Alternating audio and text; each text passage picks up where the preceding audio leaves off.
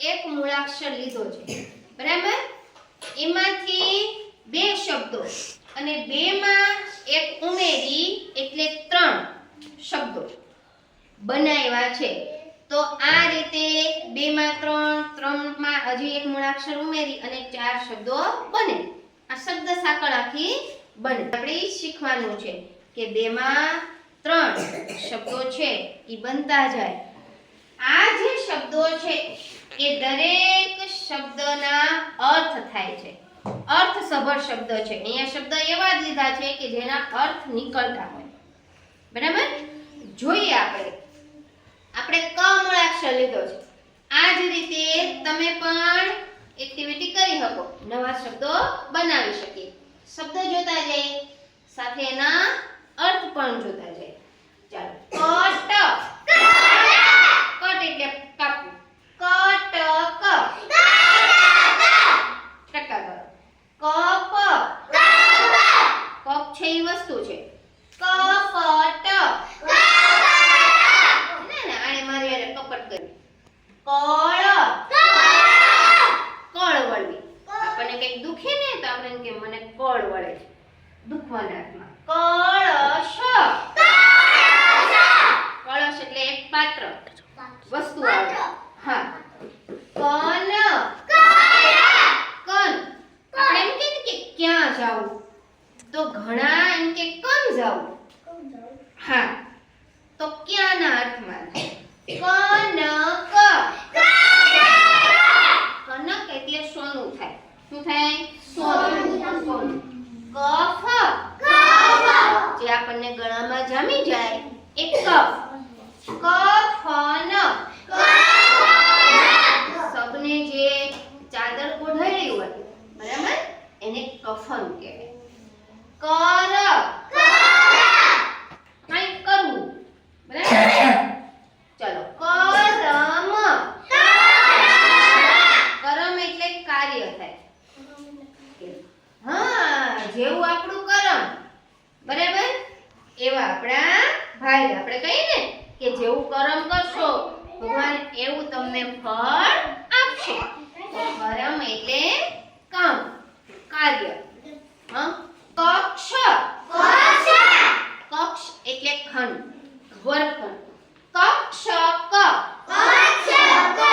કક્ષક એટલે પૃથ્વી ને સૂર્ય ને આસપાસ ફરે છે ને, હે, એ સૂર્ય અને ચંદ્ર જે ફરે છે એ કક્ષક કહેવાય.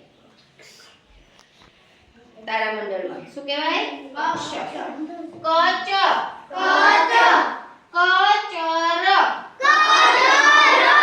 કચ એટલે સ્ત્રીલિંગ જેવો શબ્દ થાય છે, કચ.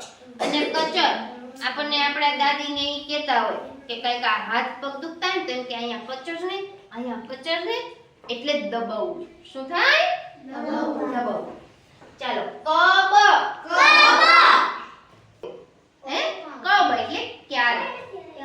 હા, અને કબર એટલે જ્યાં,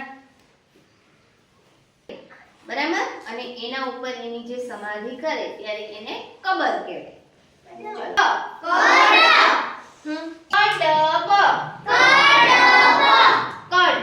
કડ એટલે આ કમર છે એને કડ કહેવાય. અને ક્યાંક તિરાડ પડી હોય તો આપણે એમ કહીએ આ કડ બુરી દે ને, આ કડ બુરી દે ને, કહીએ ને આપણે.